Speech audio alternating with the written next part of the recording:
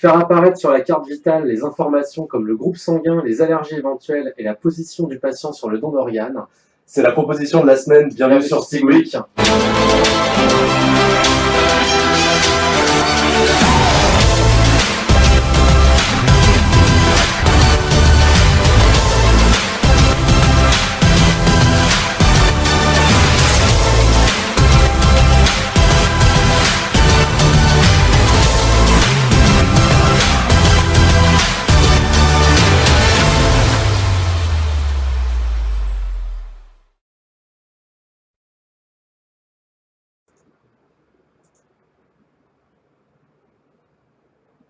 Salut à toutes et à tous, bienvenue sur l'Hémopolis, j'espère que vous allez bien.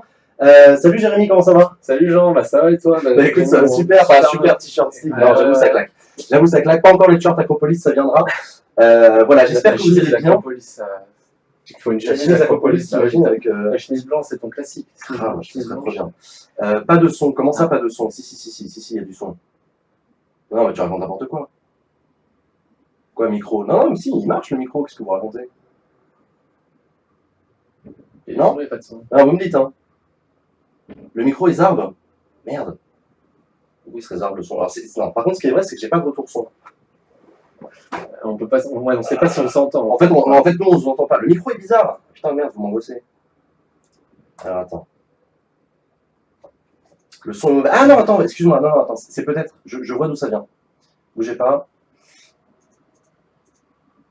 Paramètres. Audio. Mais oui, voilà, imbécile. Voilà, et là, normalement, vous avez un son d'une limpidité incroyable. Ah, on était sur le micro de la webcam. webcam. On était sur le micro de la webcam, micro dégueulasse. Alors que là, on a un micro qui coûte 200 balles. J'espère au moins que la qualité du son est au rendez-vous. Bon, chers amis, j'espère que vous allez bien. Moi, je suis content de vous retrouver. Je suis content de retrouver Jérémy, surtout.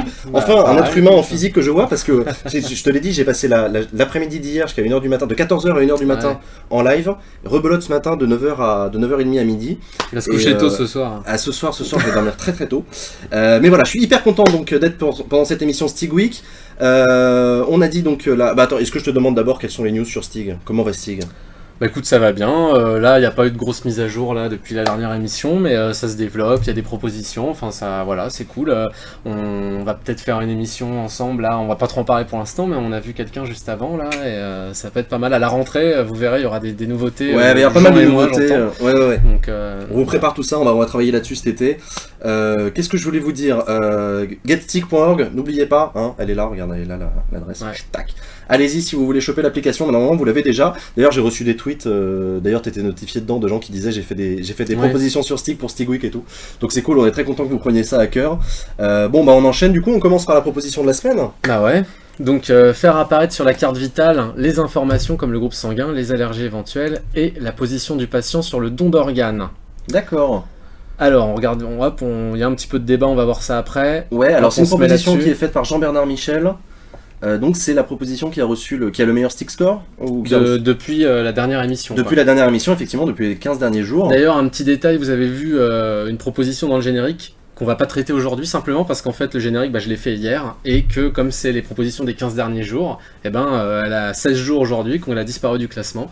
Donc il y en a une autre qui va remplacer. Ça vous montre bien que c'est vous qui faites le contenu, quoi. Ouais, et par ailleurs, on le redit encore une fois, c'est vous qui faites le contenu de cette émission, parce que c'est les utilisateurs de Stig qui, par leur vote sur les propositions, décident du classement des meilleures propositions, donc de celles dont on parle. C'est évidemment pas nous qui faisons ça. Donc, la proposition que Philou trouve pas conne, c'est de faire apparaître sur la carte vitale les informations comme le groupe sanguin, les allergies éventuelles et la position du patient sur le don d'organes. Alors la description du coup, je te laisse la lire, vas-y. Bah écoute, donc ça, effectivement, donc la carte vitale pourrait comporter des informations complémentaires qui sont souvent cruciales pour le corps médical. C'est vrai, des fois il y a des accidents, on ne sait pas si la personne, quel est son groupe sanguin, il faut lui faire un test avant, etc. Après, moi je sais que j'ai certains potes, je fais un petit big up à Romain, lui il faudrait une carte vitale comme ça pour les allergies, quoi. Donc, ah oui, parce que lui il propose de mettre les allergies aussi. Ah oui, les allergies éventuelles, ouais, ça c'est vrai. Alors on nous parle du secret médical, là effectivement, de toute façon c'est aussi pour ça qu'on est là, c'est pour débattre des bons côtés et des côtés peut-être un peu moins bons des propositions. En tout cas c'est pour en parler, c'est vrai. Ça peut être au choix du patient, et est-ce que c'est compris dans la puce électronique ou uniquement écrit sur la carte? Déjà c'est pas le même type d'utilisation des données par exemple. Ouais, je sais pas exactement comment Jean-Bernard imagine le dispositif du truc, est-ce que c'est effectivement... Non parce que ce qu'il faut dire quand même sur la proposition de Jean-Bernard, qu'il n'a pas écrite directement ni dans sa description d'ailleurs, mais en gros c'est notamment pour les urgentistes, en fait c'est ça qui est urgent. Tout à fait, ouais. On vous trouve allongé dans la rue ou dans un accident de bagnole, etc. Les urgentistes, ils chopent votre portefeuille, ils prennent votre carte vitale, et là ils ont besoin, d'après Jean-Bernard, en tout cas je pense, de trouver dessus les informations vitales qui vont permettre de vous transfuser, ça c'est le groupe sanguin dont on a besoin. Et pas de faire une allergie à un médicament. Pas de faire une allergie à un médicament, ce qui peut être très gênant. Et puis bon, le don d'organes, bon, c'est que c'est un petit peu tard du coup pour toi, mais ça peut être utile quoi. Ouais. Et comme le dit Gringan, effectivement, les urgentistes savent déjà travailler, mais pour le groupe sanguin, si on n'a pas le temps, on se fait pas chier, et c'est O négatif direct, c'est vrai. Mais c'est quand même intéressant aussi d'avoir le groupe sanguin. Indépendamment d'ailleurs, je réfléchis en parlant, mais je trouve ça intéressant de se dire que avoir sur ta carte vitale ton groupe sanguin, peut-être que ça peut te faire un reminder en disant tiens, et si j'allais donner mon sang.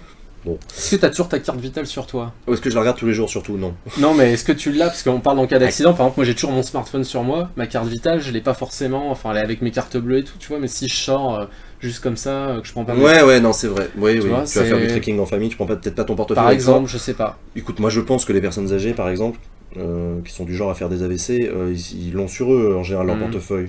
Non, je sais pas. Non mais effectivement déjà c'est une première. Ceci étant, ce qui est sûr, c'est que ce serait mieux qu'on ait ces informations sur la carte vitale que la situation qu'on a aujourd'hui où en fait ces informations on les a pas vraiment. Ensuite il y a plusieurs choses. Il y a effectivement le secret médical qui est un secret assez important sur des informations sensibles qui n'ont pas forcément vocation à se retrouver sur nos documents. Peut-être qu'on pourrait compléter. Alors je sais pas s'il y a eu des amendements qui ont été déposés sur la proposition de Jean-Bernard, mais peut-être qu'on pourrait compléter en disant sur la source du volontariat, en disant que chacun est libre de mettre sur sa carte vitale les informations qu'il souhaite. Les gens qui veulent protéger leur secret médical, leur vie privée peuvent dire bah moi je veux pas qu'il y ait d'infos. Que ce soit au choix du citoyen, enfin, du patient. Enfin, après tu me diras c'est un peu la loterie, t'imagines le médecin urgentiste qui sort la carte qui dit ah dommage on n'a pas d'informations, bon bah lui il va crever. c'est un peu le risque. Bon. Ensuite donc il y a ça, le groupe sanguin je sais pas si ça appartient au secret médical, les allergies oui c'est vrai. La position personnelle sur le don d'organes ça c'est un autre sujet. Il y a plein de gens, il y a des cartes maintenant où c'est écrit, donc que tu aies une deuxième carte sur toi ou que ce soit écrit sur ta carte vitale. Après il faut que ce soit encore une fois au choix du patient, c'est-à-dire que soit il veut mettre oui ou non il est pour et il est contre, soit il met pas son avis quoi. Tu vois, il y a non c'est vrai. Après il y a des gens aussi qui sont pour donner certaines de leurs organes par exemple et pas d'autres, enfin voilà ça complique encore un petit peu les choses. Il faudrait un petit schéma avec le corps humain. La carte elle est petite quoi. Ouais, et tu entoures les zones, tu dis là non, mais ça ouais. Mais ouais en plus la carte est petite, non mais on en revient à ce qu'on disait au début, c'est-à-dire que ça pourrait être dans la puce. Et effectivement, les personnels médicaux auraient un espèce de terminal en mode carte bleue, ils mettraient ta carte. Comme les médecins, quand tu vas chez le médecin, ils mettent ta carte vitale dans un lecteur déjà. Oui, voilà, c'est ça. Donc ça en fait le même lecteur qui du coup aurait accès à d'autres informations. Alors du coup, on pourrait avoir un système informatique un peu intéressant où les pharmaciens n'auraient pas accès à ces informations secrètes, mais les urgentistes, eux, ils auraient une espèce de clé. Puis ça évite que quelqu'un qui te prend ta carte connaisse des choses sur toi directement. Je pense qu'informatiquement on pourrait sécuriser, mais ça se défend. Non, en tout cas, ce qui est cool dans la proposition de Jean-Bernard, c'est que c'est effectivement une proposition de santé publique. C'est des informations effectivement vitales, pour le coup, et importantes pour le corps médical. Sur le don d'organes, moi, ça m'a fait penser à autre chose. C'est éventuellement, on en a beaucoup parlé avec la proposition de loi qui a été débattue l'année dernière, sur comment dire, sur l'euthanasie en fait. Et vous savez que la loi Leonetti a été modifiée pour donner plus de poids à ce qu'on appelle les directives anticipées. C'est suite à l'affaire je connais pas trop. L'affaire Vincent Lambert, tu t'en souviens? L'histoire terrible du mec en sédation profonde, où sa femme était d'accord pour le débrancher. Ah oui, en et gros. pas les médecins. Non, pas sa famille. Ah oui, si, ça me dit que... Ah oui, je me souviens. Les médecins étaient d'accord, mais sa famille catholique traditionnelle, donc pour des raisons religieuses, voulait pas. Il y avait un débat pour savoir qu'est-ce que lui aurait voulu, mais le problème c'est que les mecs étaient un légume, tu vois. Sa femme disait, lui, il voulait évidemment pas rester dans une situation comme ça horrible. Enfin bref, ça a été un cauchemar cette histoire-là. Ça a donné naissance à un débat national sur la bioéthique et à la loi Leonetti qui a évolué du coup et qui a donné plus de poids à ce qu'on appelle les directives anticipées. Alors le principe d'une directive anticipée, c'est de ce que tu as dit de ton vivant que tu voulais faire en cas de situation comme ça. Il y a bien un petit commentaire là, sur le testament numérique. Typiquement ce genre de truc là quoi. Je connais pas trop, y a ça sur internet là, si vous pouvez nous en dire plus. Ouais, moi ça m'intéresse, testament numérique, je pense confondre peut-être avec le principe que tu donnes à ton notaire tes mots de passe pour tes comptes Facebook, YouTube, Twitter, etc. Pour que après Google a un truc comme ça aussi, où tu peux mettre les emails de tes proches et si tu meurs, on leur envoie, Google leur envoie tes identifiants, etc. pour qu'ils puissent désactiver tes comptes. Voilà, et puis ou surtout aller. Mais peut-être que je confonds. Je dis ça, mais peut-être que je confonds. Peut-être que l'idée n'était pas celle-là. Donc voilà. Qu'est-ce que je voulais dire sur les directives anticipées? Donc voilà, il y a un vrai débat, enfin il y a un débat qui a été réglé par la loi où les députés et les sénateurs ont décidé de donner plus de poids aux directives anticipées. Donc a priori, ce que tu dis à tes proches de ce que tu veux devenir en cas de situation où tu es comme un légume en sédation profonde, a plus de poids aujourd'hui qu'il n'en avait hier. Parce que hier, on s'en était rendu compte avec l'affaire Vincent Lambert, si on n'est pas... Malgré les directives anticipées du malade, en fait, il y avait des possibilités de s'opposer. Tu veux dire oralement ou un acte notarié, un truc, ou genre par exemple là, imaginons que tu sois mon frère ou que je te dise moi je veux donner mes organes par exemple. Alors, si je meurs d'organes, c'est encore autre chose. Tu peux dire, alors je veux qu'on me débranche par exemple, tu peux aller voir le médecin et lui dire Jérémy m'a dit qu'il voulait qu'on me débranche et du coup c'est ça. Ça fait un. Après il y a une espèce de simili enquête auprès des proches en disant est-ce que vous confirmez qu'il a dit ça. Le problème, c'est que si t'as 4 proches qui disent mais pas du tout, Jérémy était quelqu'un de très croyant, qui voulait surtout pas que était contre l'euthanasie, et si t'as un qui dit ouais, moi si une fois autour d'une bière il m'a dit ça, tu vois, il y a une espèce d'enquête comme ça qui fonctionne, mais bon, c'est un peu compliqué effectivement comme situation.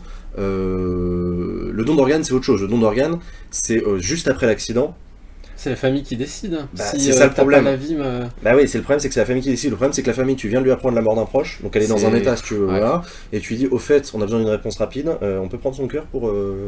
Et d'un autre côté, si t'attends 2 jours, le truc c'est périmé entre guillemets. Donc en fait, c'est tout le problème du don d'organes, c'est pas tant qu'est-ce que les gens pensaient, qu'en fait, le moment où on demande l'autorisation à la famille, en fait, c'est toujours dans un moment très délicat où la famille est dans un état...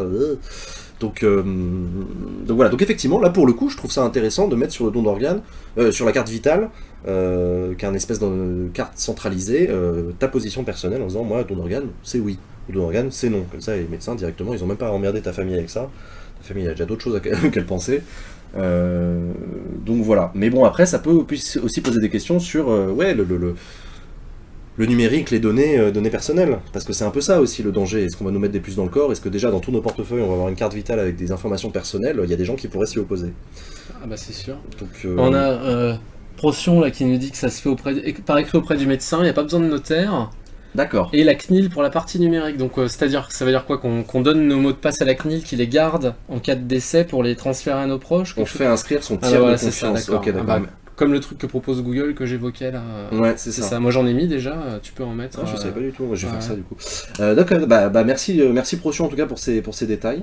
Mais non, en tout cas, c'est une proposition intéressante. Alors du coup, il y a eu des commentaires, il y a eu un débat sur Stig. Ouais, le débat, ça fait pas longtemps que c'est en ligne, donc on a en plus des amendements. C'est-à-dire que le débat, les amendements, vous êtes obligé d'avoir voté pour déposer un amendement. Ouais. Le débat, vous n'êtes pas obligé, donc vous pouvez discuter avec l'auteur de la proposition pour vous faire un avis, demander des informations complémentaires, ce genre de choses. Et regarde, en plus, on a un super exemple. Voilà, ouais. Mathieu qui dit pourquoi pas faire de la carte vitale un carnet de santé informatisé. Alors ça, c'est une autre proposition.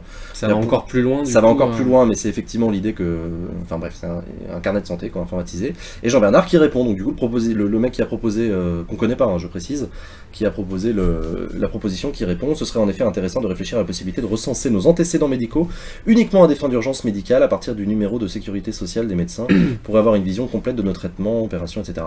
Non mais c'est intéressant parce que c'est quand même une proposition qui a rapproché d'un mouvement plus global de, tu sais, nous on est dans la civic tech, big data, mais t'as aussi la e-santé.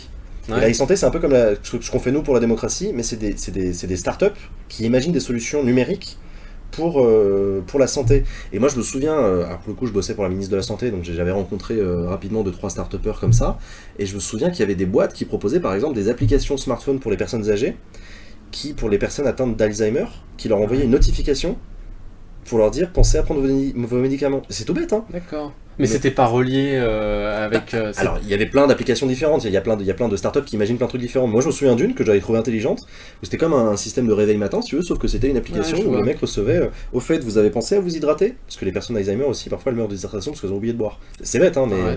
Voilà, canicule, tu peux envoyer des informations push, des trucs de prévention, Enfin, voilà, bon, bref. Après, il y a le problème de...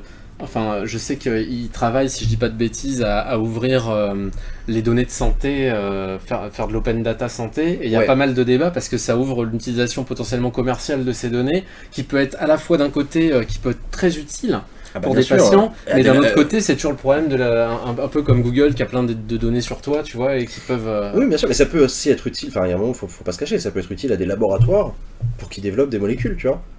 C'est vrai, ouais, à un moment, l'ouverture des données de santé, t'as des graphes toujours du bon et du mauvais, de toute façon. C'est toujours un peu compliqué, mais... On sait aujourd'hui de toute façon la recherche, elle est en partie publique, mais aussi en grande partie privée. C'est les laboratoires qui ont besoin de stats, en sachant que on constate que dans les grandes villes, entre telle date et telle date, on a une prévalence des allergies à ça. Et du coup, tiens, c'est intéressant, c'est une info qu'on n'avait pas, on va développer une molécule pour éventuellement lutter contre ça. Donc en fait, c'est comme ça que la santé avance petit à petit, mais c'est vrai que ça pose des questions, notamment sur ces données, comment est-ce qu'elles sont anonymisées. Et là, ça pose d'autres questions, parce que l'anonymisation des données, c'est autrement plus important pour éviter d'avoir un système de séquençage commercial de ton génome, où ton employeur peut te demander d'avoir ton code ADN, enfin t'imagines... Tu croises un de tes clones dans la rue, tu vois. Mais tu sais que blague à part, ça existe aux États-Unis, c'est-à-dire qu'il y a tu sais qu'aujourd'hui, le séquençage du génome humain... Oui, il y a des boîtes qui le font. Aujourd'hui, ça coûte 1 000 $. Ouais. Il y a 10 ans, ça coûtait 70 000 $, c'était des trucs, c'est délirant. Dans 10 ans, ça sera une application mobile, tu feras ça, tu mettras ton doigt, tu auras ton génome humain. Donc le progrès scientifique est gigantesque, c'est une très bonne nouvelle pour le progrès médical. Le problème, c'est que ça a des dérives violentes, notamment aux États-Unis. Il y a des entreprises qui demandent à avoir ton extrait de séquençage de génome humain pour vérifier... À l'embauche, tu veux dire ? Ouais, à l'embauche, ouais. Pour vérifier si tu as des risques de cancer. Et les mecs, il y a des gens qui se sont fait refuser un boulot parce qu'ils avaient un risque de 70% de cancer du sein dans... Et là, c'est grave. Enfin, là, c'est gravissime. Après, les Américains, ils fonctionnent comme ça. Mais...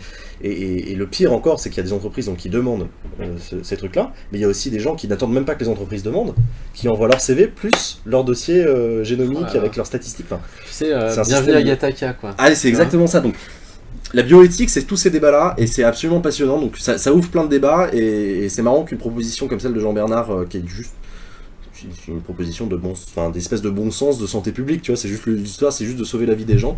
Mais tu peux aller très loin dessus, quoi. Enfin, on peut réfléchir très loin là-dessus, quoi. Je sais que Sergey, je sais plus comment on dit, Brian, enfin l'un des fondateurs de Google, sa femme a une boîte qui fait ça, de l'analyse de génome, ah ouais, et elle a fait le sien. Et ils lui ont détecté qu'il allait avoir ses Parkinson.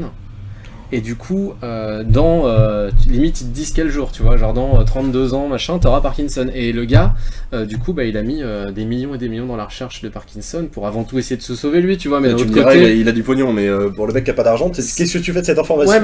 Ouais, mais là, dans ce cas-là, au final, même si c'est dans son propre intérêt, c'est aussi dans l'intérêt de tous les autres malades, donc pourquoi pas, quoi. Et je sais qu'il avait mis à dispo la puissance de calcul de Google aux chercheurs pendant plusieurs jours et que ça leur a fait économiser des années de recherche, quoi. Donc s'ils le faisaient pour toutes les maladies, en fait, ça irait très très vite.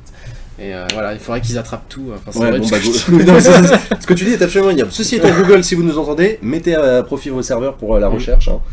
D'ailleurs, je précise qu'il y a des solutions. Enfin, vous pouvez télécharger des logiciels chez vous qui utilisent les puissances de calcul de votre PC pour aider la recherche. Comme le SETI Atom à l'époque. Enfin, là, c'est sur la PS3, je sais pas si oui, si, tout à fait. Je sais plus comment ça s'appelait ce truc-là. Je sais plus, mais en gros, c'est... Ouais. C'était vachement intéressant. Je connaissais le truc pour le SETI, là, la recherche, les antennes radio qui captent les signaux pour trouver de la vie extraterrestre, il y avait ça aussi. Il y avait ça aussi, c'est ton économiseur d'écran, sauf que ça économisait rien vu que t'avais ton pros à 100% dès que tu n'utilisais pas ton ordi, quoi. Mais bon, bref, donc on part dans tous les sens, mais voilà. Donc c'était la proposition de la semaine sur Stig Week. Elle l'a quitté, du coup, comme il va avoir Parkinson. Ah, putain, filou l'humour noir. Bon, bref. On passe à la suivante. Bah, vas-y, go. Allez. Alors, ça va te plaire, ça. Pourquoi ? Informatiser l'Assemblée nationale pour avoir un meilleur regard sur les actions ou inactions de nos députés d'un simple coup d'œil. Là, tu l'as un petit peu sur Acropolis avec le graphique de présence déjà. Alors ça, c'est pas Acropolis qui a la paternité de ce truc-là, mais c'est effectivement nosdéputés.fr et nossénateurs.fr qui sont deux des sites internet développés par l'application Regard Citoyen, par l'association Regard Citoyen, qui est une assoce qui depuis plusieurs années maintenant, c'était vraiment des pionniers, développe effectivement des solutions d'open data sur l'activité parlementaire. Et c'est grâce à cette association-là que je vous montre pendant les débats parlementaires des graphiques d'occupation des députés. On va quand même lire la proposition qui est de William. Au lieu d'un simple bouton sur lequel appuient nos chers députés pour voter, ils devront se connecter à un système informatique sécurisé. Pourquoi pas isolé de l'Assemblée et mettre les informations recueillies en ligne sur Internet. Cela permettrait d'éviter des votes multiples et frauduleux. En effet, certains députés n'ont pas d'état d'âme à voter à la place des absents. Ah oui, d'accord, ok. Les informations recueillies permettront également de voir clairement qui est représenté absent, donc qui fait son travail. Ça, t'as pas besoin, mais ok. Et permettrait également de voir si le député suit bien la politique pour laquelle il a été élu. Ah oui, d'accord. Donc là, on est dans le mandat impératif. Il y a beaucoup de choses à dire. Attends. Combien de fois avez-vous entendu dire que les députés ont voté une loi qui vous paraît aberrante et antidémocratique, et combien de fois avez-vous pu trouver le nom de ces votants? Est-ce normal? Très partisan de toute façon, quoi. Mais c'est partisan, c'est partisan d'une transparence. Non, je me suis mal exprimé. Ce que je veux dire, c'est qu'il faut pas partir du principe que tous les députés font n'importe quoi. La plupart, sont des gens qui respectent la République, et la démocratie, et qui font leur travail correctement. T'es le premier à le défendre. Ah, mais moi évidemment. C'est-à-dire que la proposition de William est intéressante, mais elle s'inscrit, oui, clairement, dans une critique acerbe du parlementarisme. Enfin, en tout cas, du fonctionnement actuel des institutions, qui a une critique que je partage, j'ai jamais caché, mais en même temps, c'est vrai que là, il y a beaucoup de suspicion. C'est-à-dire qu'il y a un peu un côté. C'est ça que je voulais dire. Ouais. C'est un peu suspicionneux. Il y a plusieurs trucs dans ce que dit William. Alors déjà, informatiser l'Assemblée nationale pour avoir un meilleur regard sur les actions et inactions. L'Assemblée nationale est déjà en fait très transparente sur ce qu'elle fait. Il y a l'open data de l'Assemblée. Ah ouais, non, c'est vraiment. On se rend pas compte. Depuis peu. On se rend pas vraiment compte quand on est un citoyen lambda, on s'en rend un peu plus compte quand on est un geek comme moi qui s'intéresse à l'actualité parlementaire, etc. Ces dernières années, il y a eu beaucoup d'efforts qui ont été faits. On n'est pas encore au maximum de ce que pourrait faire l'Assemblée nationale, mais clairement, on est passé d'une logique traditionnelle de papier, de bon vieux journal officiel, etc., où vraiment il y avait une forme d'opacité, presque par flemmardise des députés, à un système où franchement on a beaucoup de data. Regard Citoyen a fait un travail colossal là-dessus. Ils ont beaucoup fait de lobbying aussi citoyen pour obtenir des données sur la présence, l'occupation, machin. Les votes sont publics pour une grande part d'entre eux. D'ailleurs, vous avez vu ces derniers jours, quand on a commenté ensemble l'examen de plusieurs amendements, que parfois il y a des votes publics qui sont demandés, des scrutins publics. Qu'est-ce que tu entends par public? C'est qu'on sait chaque député ce qu'il a voté, ouais. Et avoir un vote anonyme, ça éviterait pas les votes de parti, ou genre tout le parti vote Alors, de son côté. Un vote anonyme, ça pose une autre question. Les députés ne sont pas des gens anonymes. Un député représente des gens. C'est difficile de. On peut pas ne pas savoir qui a voté un truc. Ça existe parfois dans certains votes de commission, des trucs où on n'est pas bien sûr, les mecs ils jurent tous que non, c'est pas moi, j'ai pas voté ça. Notamment c'était au moment de, je sais plus quelle commission d'enquête absolument scandaleuse, c'était au Sénat, le vote des sénateurs pour lever ou pas le truc de Serge Dassault. Le fait que Serge Dassault pouvait être condamné. L'immunité parlementaire de Serge Dassault. Il y a eu 15 députés qui se sont réunis, qui avaient la compétence pour voter, pour savoir si oui ou non on lève ce machin. Et ils ont voté à une voix près, ils ont voté contre la levée de l'immunité de Serge Dassault. Du coup, tout le monde a été scandalisé, a dit que c'est un scandale, etc. Comme ça, oui, vas-y. Du coup, les journalistes sont allés voir les députés qui étaient présents à la réunion, et ils lui ont demandé, ils demandaient aux députés, alors vous avez voté contre la levée de l'immunité? Et ils ont tous dit, ah non, moi j'ai pas voté contre. Du coup, ils ont dit, mais attendez, c'est bizarre, parce que quand on refait le décompte, du coup, il y en a qui mentent. Donc effectivement, ça c'était un bon exemple de vote secret. Mais sinon, donc du reste, quand on regarde ensemble l'examen des projets de loi, vous voyez que la plupart des amendements, mais de toute façon, vous avez vu combien il y en a, à chaque fois des amendements, c'est plusieurs milliers, ils sont votés à main levée. Par principe, c'est à main levée. Et d'ailleurs, tu vois le président qui dit, on a l'avis de la commission, l'avis du gouvernement, je soumets aux voix, qui vote pour, qui vote contre, qui s'abstient, l'amendement est rejeté. On passe au suivant. J'ai découvert ça sur Acropolis. T'as découvert ça sur Acropolis, mais il y a beaucoup de monde qui découvre ça sur Acropolis, donc voilà comment ça fonctionne. Sauf que, un groupe parlementaire peut demander, et c'est de droit d'ailleurs, il peut exiger, qu'un vote ait lieu en scrutin public. Et scrutin public, cette fois-ci, c'est plus un vote à main levée, c'est un vote, tu sais, ils ont un petit boîtier électronique devant leur place, et donc du coup, ils doivent retourner à leur place déjà dans l'hémicycle, ils doivent retrouver exactement où ils sont assis normalement. Et là, c'est scrutin ouvert, les mecs, ils appuient sur le bouton vote pour, vote contre ou abstention, scrutin clos, et là, du coup, on a le résultat des voix. La différence, c'est qu'effectivement, c'est. Comment dire ? On comptabilise les absents? On comptabilise pas les absents. Donc tu peux appuyer sur celui de ton voisin et voter deux fois? Tu peux avoir qu'une délégation de voix, je crois. En fait, les députés peuvent faire procuration. Ce que je veux dire, c'est qu'un député qui serait un peu malhonnête, il n'y a personne à côté de lui, il peut appuyer sur le boîtier de son voisin s'il n'est pas là? C'est ça ma question. Ouais, je crois, ouais. Ça, honnêtement, il faudrait que je revérifie, mais parce qu'en fait, il y a aussi eu, historiquement, mais ça a changé. En France, il y avait une époque où il n'y avait pas de délégation maximum de voix, et donc il pouvait arriver que les députés soient genre 3 dans l'hémicycle. T'avais un député socialiste, un député républicain et un député communiste, mettons. Ouais. Et au moment où le scrutin était ouvert, tu les voyais, genre, tu sais, qui passaient dans tous les rangs et qui cliquaient. Et du coup, au moment où t'avais le résultat du scrutin, t'avais genre 200 votes pour, 160 votes contre et tout. Alors que les mecs étaient que 3. C'est drôle, mais d'un autre côté, c'est... C'est un peu affligeant. Après, ce ouais. que je répète toujours aux gens, c'est que n'oubliez jamais que l'Assemblée nationale, qui est 10 gus dans l'hémicycle, ou qu'il y en ait 577, ça a le même résultat juridique. C'est-à-dire que c'est l'Assemblée nationale dans son ensemble qui a voté. Politiquement, ça ne veut pas dire la même chose, effectivement. Juridiquement, ça veut dire la même chose. L'Assemblée nationale a voté. Oui, mais si chacun vote sa voix, je comprends, mais quand tu commences à faire voter des gens qui sont pas là, sans leur demander, là, ça devient c'est quand le même... principe de la... Alors après, sans leur demander, effectivement, t'as les disciplines de groupe. C'est ça que je voulais dire, tu vois. Oui, après, t'as les disciplines de groupe, effectivement. Ou c'est pour ça qu'on demande l'avis de la commission et l'avis du gouvernement. C'est pour savoir un peu comment se positionner. Ceux qui sont opposés au gouvernement, les opposants, ils vont avoir tendance à voter pas de la même manière que le gouvernement. Et ceux qui sont du côté du gouvernement, de la majorité, ils sont plutôt du genre à se ranger à l'avis du gouvernement. Mais ça peut arriver, et on l'a vu cet après-midi, on l'a vu ce matin, on l'a vu hier après-midi, que les députés votent contre l'avis du gouvernement. Les députés de la majorité votent contre l'avis du gouvernement. Ça arrive. Il y a des amendements qui passent. Ça arrive surtout en dernière... Enfin, c'est quelque chose qui arrive souvent, ou tu constates que ça augmente en ce moment? Non, c'est souvent. C'est souvent, alors après... Il y a des amendements que le gouvernement préférerait ne pas voir dans la loi, et il y a des amendements que le gouvernement ne veut pas du tout voir dans la loi. Et donc en fonction du type d'amendement, le gouvernement il peut avaler sa fierté en disant on a été en minorité, c'est pas grave, hein, voilà, on passe à la suite. Du coup c'est... Et parfois, par contre, ça peut ouvrir des crises. Et donc là, il y a ce qu'on appelle une suspension de séance. Donc quand tu vois une suspension de séance, le gouvernement se barre avec sa majorité dans une salle annexe. Il ferme les portes, là c'est à huis clos, par contre il n'y a pas de caméra, il n'y a pas de micro, il s'engueule, mais genre vraiment, il se gueule dessus, le gouvernement pique une colère noire et tout en disant mais c'est quoi, vous foutez de ma gueule ou quoi, pourquoi vous avez voté cet amendement, je vous ai dit non, machin et tout, et du coup ils reviennent en séance et ils revotent, et là en général la majorité ferme sa gueule. C'est le petit jeu de la majorité avec son gouvernement, c'est pas forcément antidémocratique, hein, ça fonctionne aussi comme ça, mais voilà. Ouais, c'est vrai que je pensais que... Enfin, l'idée du quinquennat, par exemple, c'est d'éviter les cohabitations, et du coup d'éviter que l'Assemblée vote, qui est censée être majoritairement du côté du gouvernement, vote contre les idées du gouvernement, quoi. Non, parce que le gouvernement est toujours du côté de la majorité de l'Assemblée nationale. Non, le problème de la cohabitation, c'est que le président de la République n'est plus du même côté que le gouvernement et que la majorité de l'Assemblée nationale.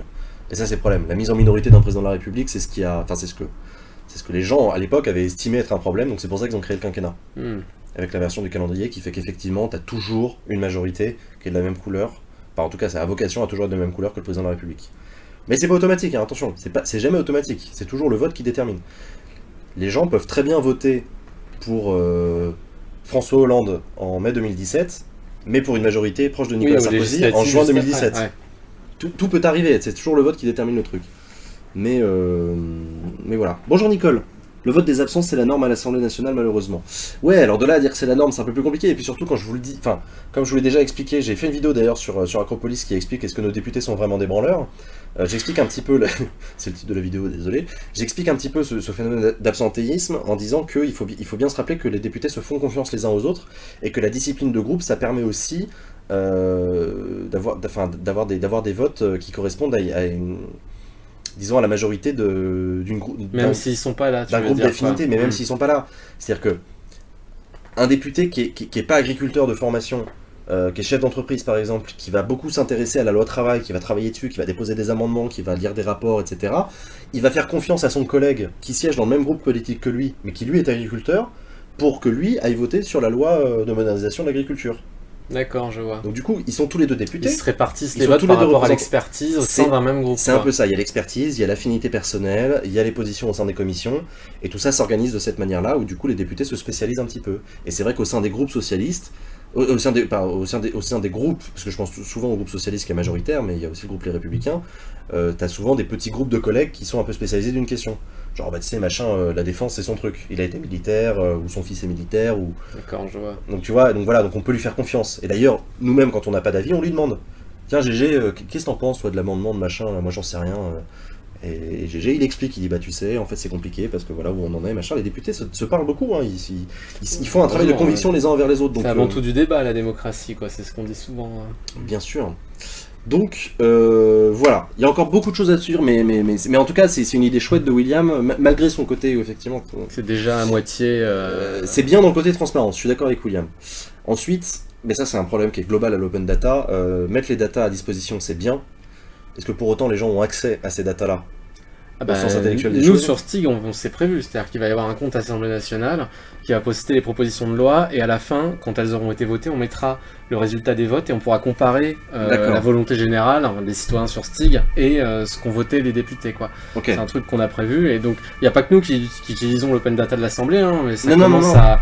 Voilà, c'est bien que le problème de l'open data, c'est toujours le même, c'est que tu peux pas prendre les données brutes et les regarder comme ça en tant qu'utilisateur. C'est ce que je voulais dire, en fait. Il faut créer un outil qui permette de les lire et de les mettre en forme. Et c'est là où au final tu as quand même un intermédiaire. Tu peux pas toi en tant que citoyen aller sur le site, parce qu'il y a opendata.assemblée nationale, enfin il y a un site où tu as les fichiers, mais quand tu l'ouvres, c'est un CSV qui fait je sais pas combien de mégas, avec un tableau Excel, 30 000 lignes, et puis tu t'en sors pas, quoi. Donc effectivement, il y a besoin des outils. L'open data en soi n'est pas suffisant, il faut un travail, et c'est là que les journalistes ont leur rôle à jouer. C'est là que les civic tech aussi, la civic tech, hein, je rappelle, c'est toutes les initiatives comme Acropolis, Stig et plein d'autres qui proposent d'utiliser le numérique pour rapprocher les citoyens de la politique. Bref. Voilà à peu près tout ce qu'on pouvait dire sur la proposition de William, mais en tout cas c'est vrai qu'elle a fait un carton, cette proposition, c'est pas étonnant, hein.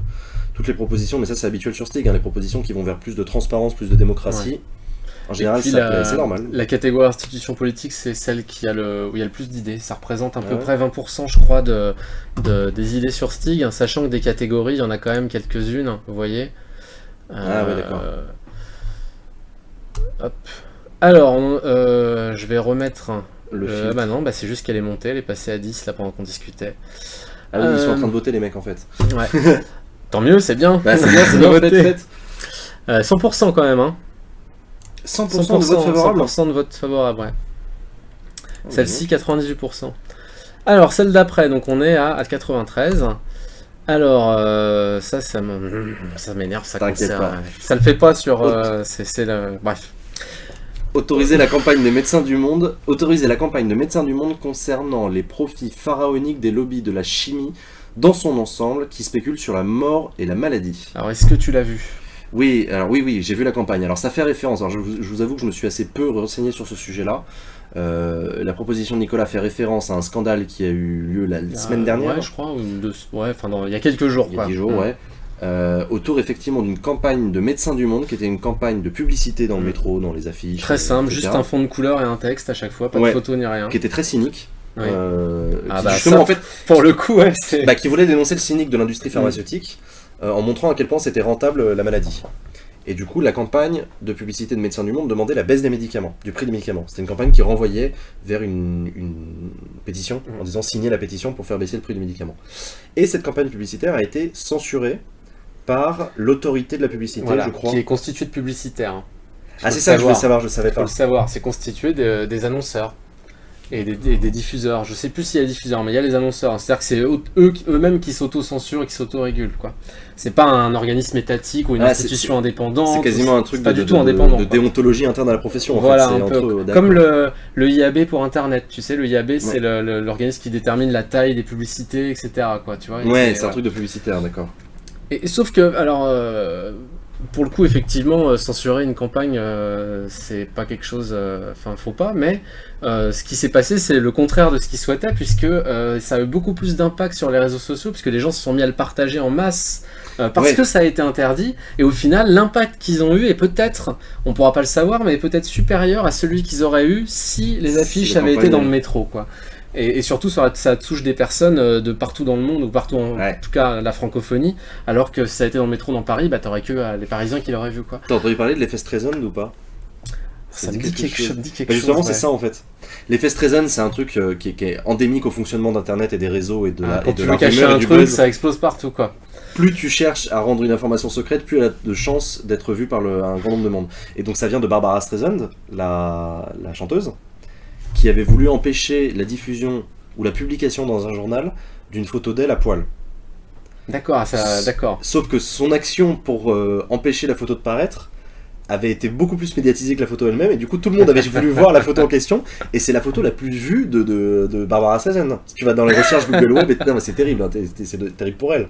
Mais c'est intéressant sur le phénomène, et donc du coup ce qu'on appelle l'effet Streisand, c'est cet effet-là quand un gouvernement, une entreprise essaye d'empêcher une information de sortir, et ben en fait ce comportement ce comportement en fait crée un buzz autour du truc, et voilà, et c'est un peu ce qui s'est passé pour cette campagne de Médecins du Monde, où effectivement Tiens, mais ils ont pas la censure. Ouais, voilà. Un peu comme quand on dit faut pas nourrir le troll, quoi. C'est pareil, quoi. Don't feed the troll, ouais, c'est un peu ça, ouais. C'est déjà nourrir le troll que de dire ça, mais bref. J'ai voté pour, mais je n'ai jamais compris pourquoi essayer de résoudre une conséquence, les pathologies dites de civilisation, oula, alors qu'on pourrait déjà essayer de corriger les causes des produits toxiques, neurotoxiques, perturbateurs endocriniens, cancérigènes. Les cancers naturels, c'est 2-3%, le surplus de la civilisation. Ah oui, d'accord, ok. Allez, je comprends, je vois. C'est intéressant ça, parce que c'est vrai que du coup, au lieu d'essayer de guérir les maladies, il faut mieux essayer d'éviter de tomber malade. En gros, c'est ça qui est plus ou moins... moi, je comprends ça plus ou moins comme ça. Une politique de prévention plus qu'une politique de... Ouais. Parce qu'effectivement, si tu soignes la conséquence et que tu n'agis pas sur la cause, tu auras toujours des conséquences qui vont continuer à arriver, alors que si tu empêches la cause...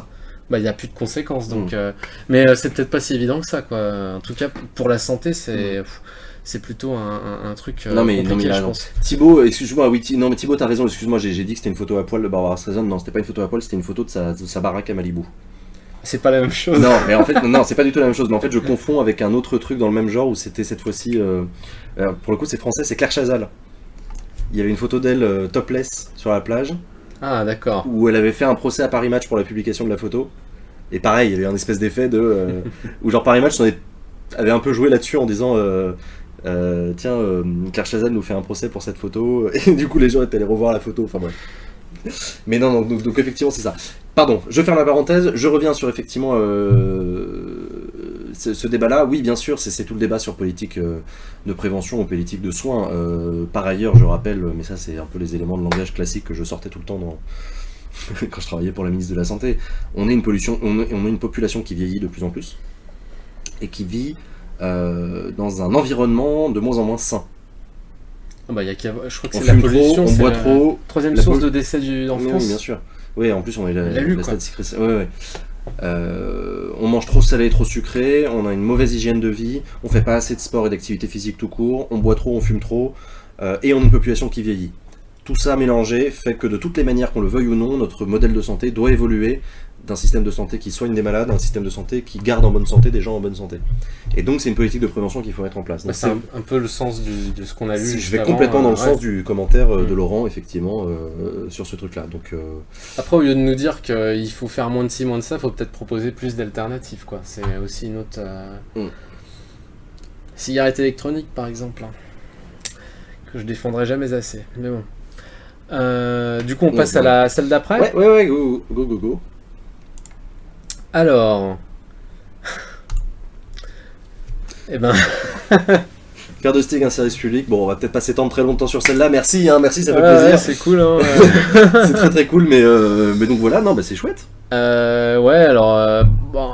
dit que donc c'est Topper qui dit que même si on est une start-up dynamique, que ça doit relever du service public. Alors ça se défend bien entendu. Après, il y aura toujours des citoyens qui vont nous dire que à partir du moment où si c'est étatique, ça peut être biaisé ou manipulé et que ce soit une start-up, une association ou quelque chose d'étatique, c'est toujours le cas de toute façon, quoi. Mais l'intérêt d'un service public, c'est vrai que par contre, du coup, notre objectif, c'est de créer la volonté générale, et pour que la volonté soit générale, il faut que tout le monde se retrouve au même endroit. Et donc, un service public... La cigarette électronique, il n'y a pas de combustion. On va pas rentrer dans ce débat-là. Mais faire de Stig... Oui, non, mais Et peut-être qu'il faudrait créer un statut de service citoyen. Plus que de service public, j'en sais rien. Je sais pas, financé par l'impôt, Go 1 euro chacun. Direct, et hop.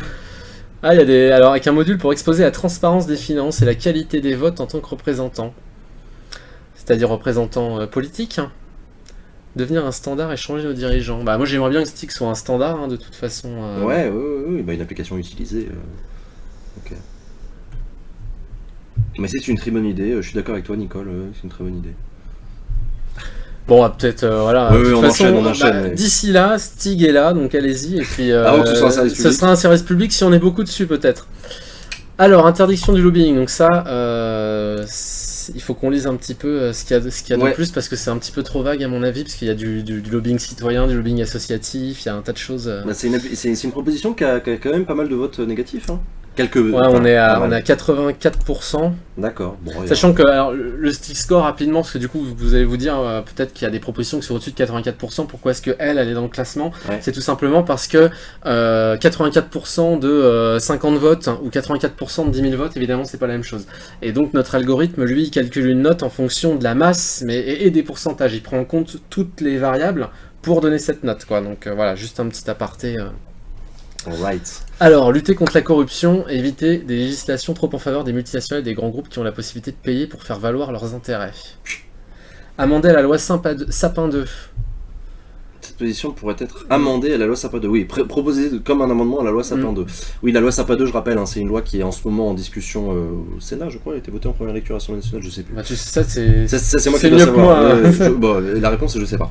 Mais en tout cas, la loi Sapin 2, donc, c'est une loi qui, entre autres, propose des dispositions pour lutter contre pour améliorer la transparence de la vie publique. Encadrer le lobbying, ils veulent créer un registre national des lobbyistes sur lesquels tu devras t'inscrire, machin.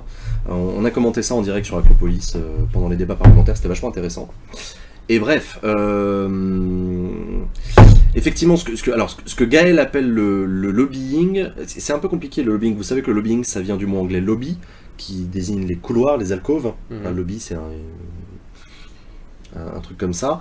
Et c'est dans les lobbies du palais de Westminster que se négocient un certain nombre de lois, se sont négociées au 19e siècle un certain nombre de lois, de trucs comme ça, et donc c'est l'influence qu'utilisent un certain nombre d'influenceurs auprès des représentants, auprès de la politique, pour influencer les votes, pour essayer d'obtenir des législations plus ou moins favorables à des intérêts. Le problème, c'est que dans ces intérêts, il y a des intérêts publics et des intérêts privés, et le lobbying, ça embrasse un peu tout.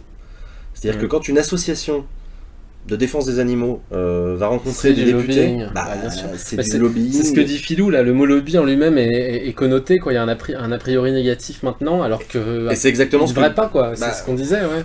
Non, ce que dit Gaël, et là où il a raison, c'est qu'il y a, en gros, il y a du lobbying citoyen et d'intérêt public et d'intérêt général, genre les assos, les ONG, mais après, c'est là qu'on fait de la politique, c'est-à-dire qu'il n'y a pas de gentil, il n'y a pas de méchant en politique, c'est plus compliqué que ça, voilà. Et il y a aussi du lobby, par contre, qui est industriel, commercial, et qui est le fait d'entreprises qui, elles, utilisent leur argent et le poids de leur pognon pour influencer les votes en faveur de... C'est pas du tout la même chose quand tu utilises ton argent ou quand tu utilises des idées, quoi, on est bien d'accord.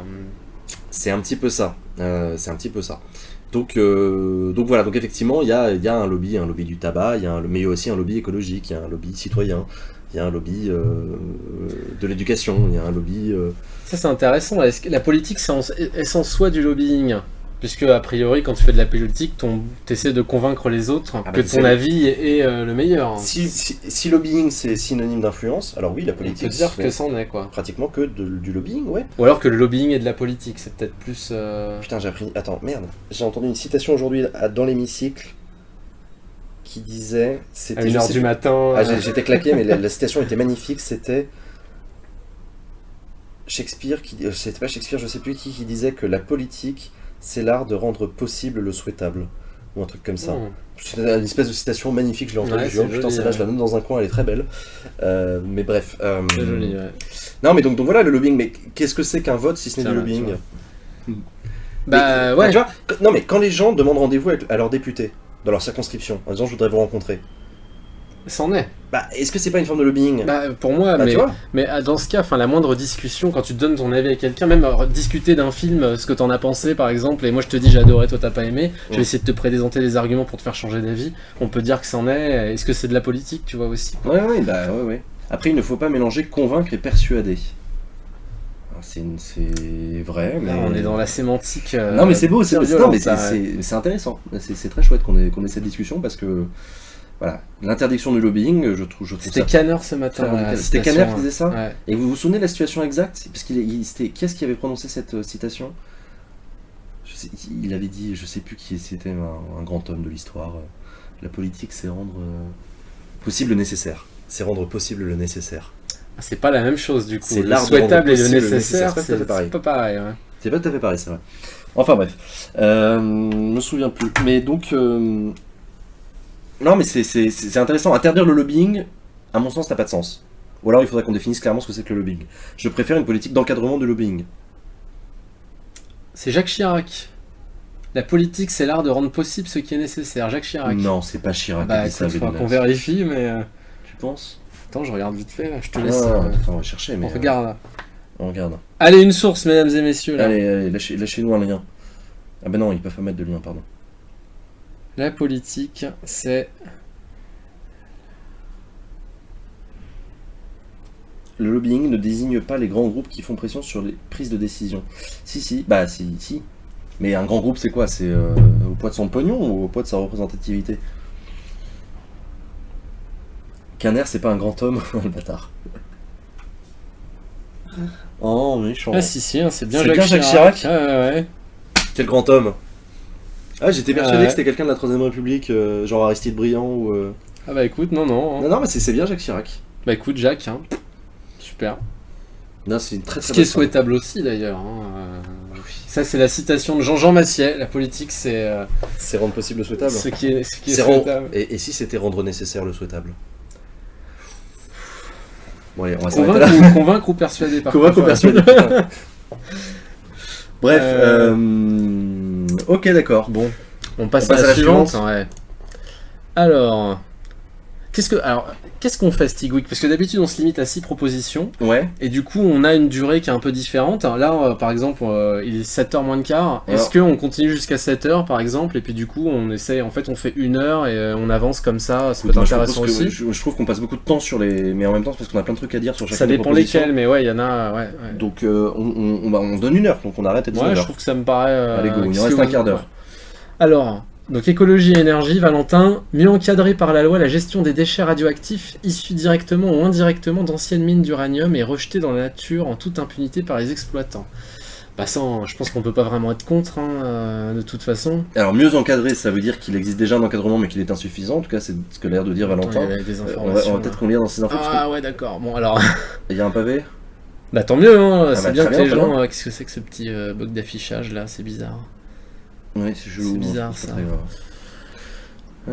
Les vins sont appliqués d'anciennes mines ont également été végétalisés sans précaution particulière pour tenir à distance les citoyens, Ah, cette d'accord. proposition là. Oui, alors, putain, Se fonder sur un état des lieux général et indépendant établi par le CRIRAT pour inventorier l'ensemble des zones concernées. par des stériles utilisés dans le remblai d'habitation ou abandonnés en pleine nature. Appliquer strictement le principe de précaution pour protéger la population en délimitant les zones concernées. D'accord, donc c'est clairement une proposition environnementaliste de lutte contre les effets néfastes des déchets radioactifs. Là, je vous avoue, c'est un peu spécialisé. Ah ouais, hein, moi comme, aussi, là on tape dans des connaissances que... Je savais pas ce qu'a l'air de dire. Ouais, il y a se un fonder rapport sur des des groupes. rapports et tout, ouais, c'est... Bon, ok. Bah en tout cas, moi je suis pour qu'on recycle mieux les déchets radioactifs, ça c'est sûr, quoi, mais... Ouais, moi je suis pour la paix dans le monde. Bah globalement. voilà, mais non, mais Non, c'est très au contraire, faut le prendre au sérieux. En plus, cette personne Valentin, il a fait l'effort de vraiment nous mettre. C'est ce que dit Philou, ça revient à dire qu'il faut rendre le monde plus juste. Ouais, c'est ça, faut qu'il y ait moins d'enfants, faut qu'il y ait moins de guerre et faut qu'il y ait moins d'enfants malheureux dans le monde. Ah bah c'est Procyon.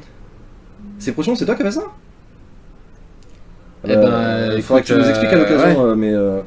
mais c'est intéressant parce qu'en tout cas c'est vachement argumenté comme proposition Mm. et ça s'appuie sur des documents, etc. Donc c'est cool. Mais là, je vous avoue que pour le coup, je savais pas qu'il existait des mines d'uranium, d'anciennes mines d'uranium, dont les déchets ont été rejetés en toute impunité dans la De nature. toute façon, c'est très grave, quoi. Ça prend, je sais plus combien de siècles ou de milliers d'années à se. Mm. C'est en Norvège, je crois, qu'ils ont creusé le trou le plus profond jamais fait par l'homme.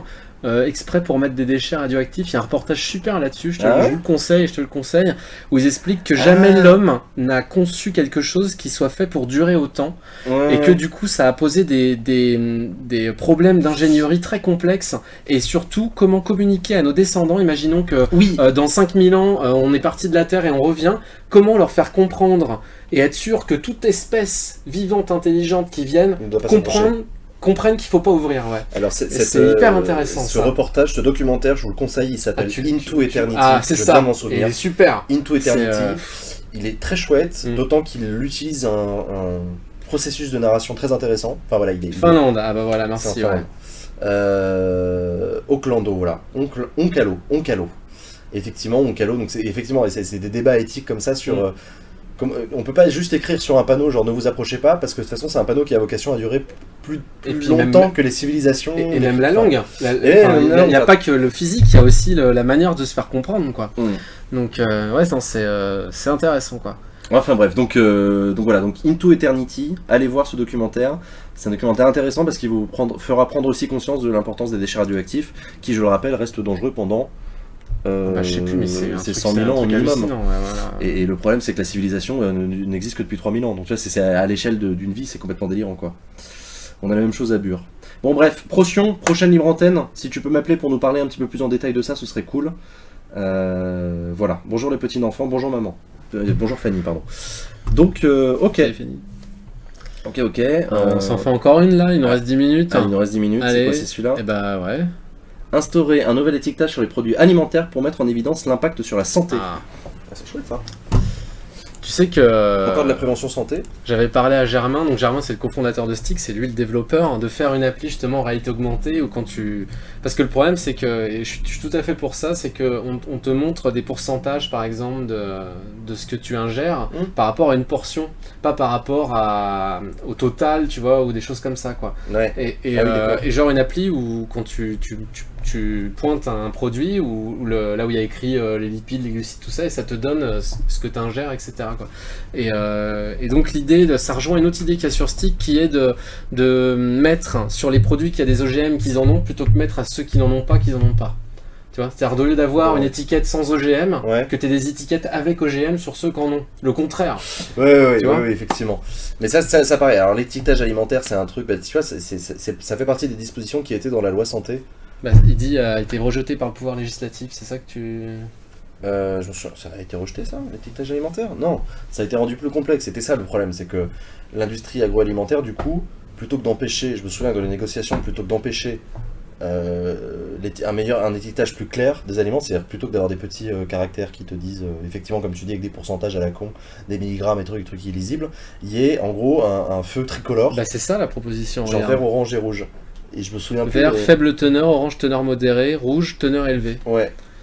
Et le problème, c'est qu'en fait, ils s'étaient démerdés pour rendre le truc le plus illisible possible.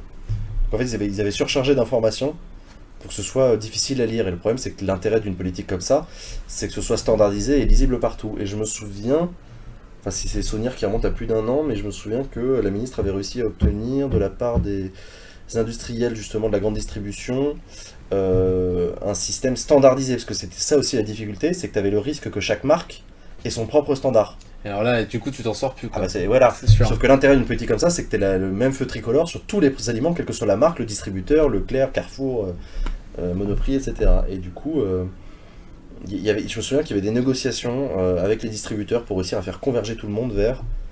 D'ailleurs, je me souviens plus où est-ce qu'on avait un standard, quoi. Et, il faudrait même... Tu peux même pas te contenter d'un standard français, parce qu'on a tellement de produits importés derrière... tu sais, la plupart des produits qu'on regarde maintenant, c'est écrit dans 50 millions de langues. C'est parce que du coup, c'est le même qu'ils envoient partout. C'est le marché unique européen. Les Anglais. C'est fini pour vous, ça. Il faut un standard européen, voire mondial, quoi, effectivement. Ouais, mais c'est un truc lisible, et surtout un truc lisible et facilement accessible, genre, tu sais, pour la... Enfin, c'est un peu le cliché, mais... T'as une super coupe de cheveux, là, regarde. Ah ouais, oh putain, voilà. Non, mais c'est facile pour la personne qui fait ses courses, qui est claquée, il est 19h, il y a les enfants en train de pleurer, etc. Il faut que tu aies vite l'information. Donc c'est pour ça, un feu tricolore bête et méchant, genre rouge c'est mauvais pour ta santé, orange plus compliqué que ça, vert c'est clean, tu peux y aller. Après mangez-en, c'est bon. Il y a les quantités, quoi, c'est-à-dire que comme là on parle du fromage, effectivement si tu manges que de la charcuterie et du fromage, il y a un moment ton cœur ça va pas trop lui plaire, quoi. Si tu manges avec parcimonie, tu peux en manger, c'est comme boire un verre de vin de temps en temps ou en boire 2 bouteilles par jour, quoi. Donc du coup, faudrait que ce soit par rapport à une quantité. Enfin, je sais pas, de toute façon, c'est un problème complexe et là, le lobbying entre en jeu, effectivement, je pense aussi. Parce qu'il n'y a rien de pire pour un industriel qui fait un produit qui a une grosse pastille rouge dessus. C'est bien ça le problème. C'est bien ça le problème. Donc, mais ouais. Donc, non, mais c'est intéressant. On a pas mal de propositions sur la santé publique cette semaine. C'est cool. C'est cool. Ouais. On est 98%, il y a 2%. C'est cool. Et les commentaires, c'est quoi? Les commentaires, Se repérer dans les valeurs nutritionnelles, mais sans dimension stigmatisante, pour un potentiel impact sur la santé. L'équilibre alimentaire se construit par la variété. Ça c'est tout à fait vrai, quoi, effectivement. Même le plus gras de nos fromages apporte aussi leur lot de nutriments intéressants pour l'organisme.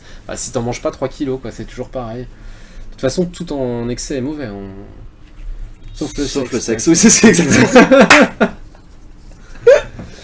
Ok, non mais mangez-en, ça c'est bon. Et Stig Acropolis, bien sûr. Oui, c'est ça aussi, vous pouvez y aller, quoi. Avec excès. C'est même vivement recommandé. Non mais bon, ok.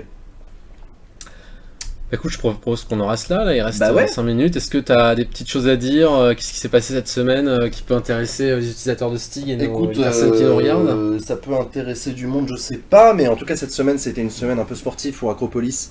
Il s'est passé 2 choses importantes. Déjà le Brexit de la fin de semaine dernière qui a fait que les députés français se sont saisis du sujet et ont eu un débat mardi en début d'après-midi sur ce sujet-là. Clairement l'Union Européenne est à un moment important de son histoire. Et on sent que c'est c'est grave en fait ce qui s'est passé, c'est grave dans le bon ou dans le mauvais sens, j'ai pas d'avis sur la question, mais c'est important. C'est-à-dire qu'à l'échelle de l'histoire de la construction européenne, c'est la première fois qu'un pays sort, déjà, et sort par un référendum en plus. Donc c'est en plus une volonté populaire affirmée. Du coup, a priori, irréprochable, quoi. En tout cas, oui, c'est ça, c'est pas la faute d'un gouvernement. Si, c'est la faute. Comment dire? Non, mais tu peux pas dire que c'est la décision d'un gouvernement ou d'une élite, ou c'est la décision commune du peuple, quoi. Ah, ça c'est clair, oui, voilà, c'est ça. Donc, du coup, le peuple anglais a été très clair et tout le monde a toujours. Tous les personnalités politiques françaises ont expliqué qu'il fallait d'abord respecter le choix des Britanniques, comme ça. Ils ont voté. Bon. Ensuite, il y a eu un certain nombre de prises de position de personnalités politiques françaises pour dire, qu'est-ce qu'on fait maintenant? Et ils ont été nombreux à dire, il faut changer l'Europe. L'Europe fonctionne pas, il faut la changer. Donc il y a eu des positions assez fortes en disant, il faut sortir de l'Union Européenne, ça a été le cas de Marine Le Pen. Il y a eu des propositions, Laurent Wauquiez par exemple, qui a dit, il faut supprimer la Commission Européenne. Et puis la plupart des autres disaient, non, il faut une reconstruction européenne sur des priorités claires. En général, c'était l'économie, la convergence fiscale, la convergence sociale, surtout pour les gens de gauche, la sécurité, la défense pour les gens plutôt de droite et pour les gens du centre. Voilà, c'était à peu près ça. Et en tout cas, on a entendu François Hollande qui a déclaré, donc qui est en cours de négociation actuellement avec Angela Merkel pour savoir qu'est-ce qu'on fait, quelles réponses communes on a face aux Anglais. Et en gros, c'est on va négocier avec les Anglais pour leur place dans l'Europe. Maintenant qu'ils sont plus dedans, qu'est-ce qu'on négocie avec eux?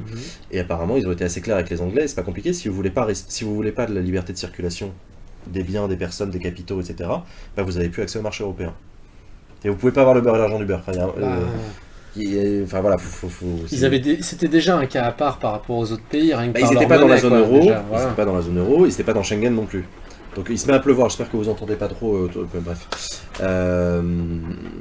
Donc c'était déjà un cas à part. N'empêche qu'ils avaient quand même accès au marché européen, et pour les entreprises britanniques c'était important. Le marché européen, ça représente quand même beaucoup pour le marché britannique. Et là, si tu veux, c'est là qu'en fait tu te retrouves à réaffirmer les règles européennes de base. Attendez les gars, vous pouvez pas avoir les avantages de l'Union sans en avoir les inconvénients.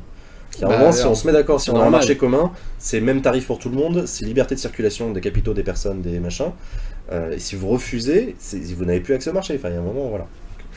Donc on verra où vont mener ces négociations. En tout cas, il va se passer des trucs dans les semaines et les mois qui viennent assez importantes pour l'avenir de l'Union Européenne et l'avenir de la France dans l'Union Européenne au sens plus large. Donc voilà, donc ça a été le premier début de la semaine. Et ensuite, on a suivi beaucoup sur Acropolis hier après-midi et ce matin les discussions autour du projet de loi Égalité et Citoyenneté, qui est un projet de loi en discussion en première lecture à l'Assemblée nationale, qui mélange un peu tout, mais qui met des dispositions pour les jeunes, pour le logement et pour la lutte contre la discrimination. Donc il y a eu un nombre de débats assez importants hier dans l'hémicycle. Je pense notamment à un débat sur le récépissé que les policiers devront te donner, tu sais, quand t'as un contrôle, machin, pour lutter contre le contrôle faciès. On en a parlé dans un Stig, oui, qui me semble bien. Je crois, ouais. Ça a été retoqué, figure-toi, donc ça n'a pas été voté. Le gouvernement, Bernard Cazeneuve a mis un gros coup de pression aux frondeurs pour les empêcher de voter ça. Donc les frondeurs ont avalé une couleuvre et n'ont pas réussi à faire passer leur amendement. Et du côté de la droite, ils ont été vent debout contre une disposition. C'est assez intéressant d'ailleurs, on pourrait en parler sur Stig. Le gouvernement veut, je vous le fais par étapes, le gouvernement veut lutter contre la radicalisation et notamment l'islam radical. Hashtag terrorisme, hashtag je suis Charlie, etc. Ok. Ils se disent, où est-ce qu'il y a des foyers de radicalisation? C'est dans les écoles confessionnelles musulmanes qui sont hors de contrôle de l'État. Ce qu'on appelle les écoles privées hors contrat. Tu sais. Et du coup, ils se sont dit, comment est-ce qu'on peut créer une école privée hors contrat en France? Donc tu vois, dans le code de l'éducation, aujourd'hui c'est un simple régime déclaratif. D'accord. Tu crées une école privée hors contrat aussi facilement que tu crées une association. C'est-à-dire vraiment, t'envoies un papier à la préfecture. C'est limite aussi simple que ça. Tout petit peu plus compliqué, mais c'est limite aussi simple que ça. Et du coup, le gouvernement s'est dit, c'est pas compliqué, on va durcir les conditions dans lesquelles on peut créer une école privée hors contrat dans ce pays, en passant d'un régime de déclaration à un régime d'autorisation. Maintenant, tu devras demander l'autorisation. En tout cas, c'est ce qu'a voulu faire la droite. Ce qu'a voulu faire le gouvernement. Et la droite était vent debout contre cette proposition, parce que c'est aussi une manière de toucher à l'enseignement privé catholique. Et ça, la droite, elle ne veut pas qu'on y touche. Puis de toute façon, le terrorisme, c'est pas que des extrémistes islamistes, c'est des extrémistes d'un tas de trucs, quoi. Et d'ailleurs, tu l'avais dit toi-même, je crois, qu'en Europe, historiquement, c'est l'extrême droite. C'est l'extrême droite qui est la plus terroriste. Bien sûr, voilà. En nombre de morts, en nombre d'attentats, etc. Mais voilà, donc en tout cas, va dire ça à des députés de droite, c'était pas du tout leur discours, mais en gros, il y avait cette position un peu paradoxale, si je puis dire, entre une majorité de gauche qui essaie de durcir les conditions dans lesquelles on peut créer une école privée hors contrat pour lutter contre l'islamisme radical, et la droite qui est traditionnellement plutôt favorable à lutter contre l'islamisme radical, mais qui du coup a empêché ça de passer à cause des écoles privées catholiques. Pour protéger les écoles privées catholiques. Donc c'était un peu ubuesque, et surtout les députés de droite étaient très mécontents parce que Najat Vallaud-Belkacem n'était pas présente au moment de ce débat-là. C'était Patrick Caner qui était là, limite tu me diras, on s'en fout, mais... Donc voilà un peu la semaine sur Acropolis. Chers amis, on se retrouve la semaine prochaine pour Stig Week. Je sais pas, ou dans 2 semaines. Ou dans 2 semaines, excuse-moi, on a dit que c'était toutes les 2 semaines. Ouais. Ce sera la dernière édition de Stig Week avant les vacances, mais de cette façon, je vous en dirai plus sur comment vont se passer les vacances dans les jours et les semaines qui viennent. Allez sur getstig.org, ici, là. Pour utiliser ça. C'est fou comme c'est bien fait, t'as vu. Voilà, et quoi d'autre ? Merci à celles et à ceux qui nous ont suivis sur Facebook. Et donc on se retrouve la semaine prochaine, et moi je vous retrouve mardi prochain à 14h30 pour les questions d'actualité au gouvernement commentées. D'ici là, portez-vous bien, passez une bonne fin de semaine, bon week-end, ciao à tous. Salut.